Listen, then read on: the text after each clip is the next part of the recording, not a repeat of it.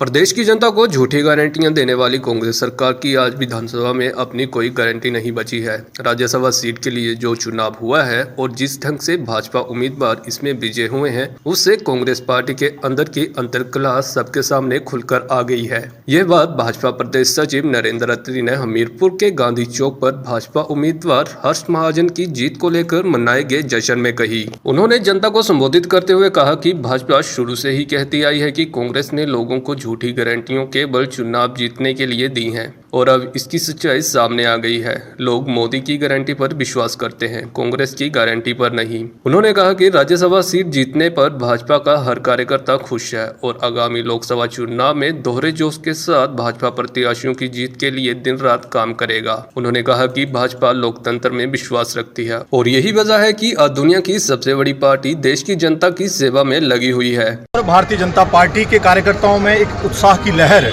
इस राज्यसभा की जीत से सुनिश्चित हुई है और ये जीत जो है ये प्रमाण है उस बात का जो भारतीय जनता पार्टी का नेतृत्व, भारतीय जनता पार्टी का कार्यकर्ता, आम जनमानस पिछले कई महीनों से कह रहा था कि झूठी गारंटियों पर आधारित जो सरकार कांग्रेस की बनी है वो अपनी विश्वसनीयता खो चुकी है।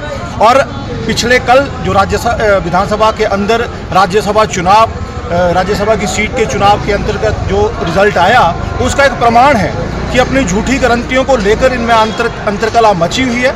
इनके नेता खुद कह रहे हैं कि स्टेट गवर्नमेंट जो है अपनी आशाओं पर खरा नहीं उतर रही है।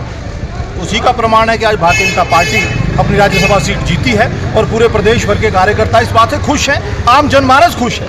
और जो गारंटियां देने वाली, झूठी गारंटियां देने वाली सरकार थी, आज उसकी अपनी कोई गारंटी विधानसभा के अंदर नहीं बची।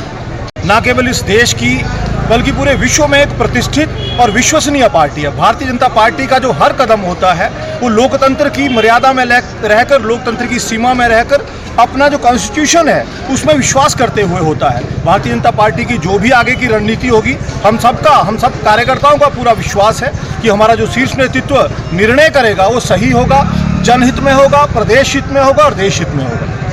ENTV के लिए रजनीश ठाकुर की रिपोर्ट।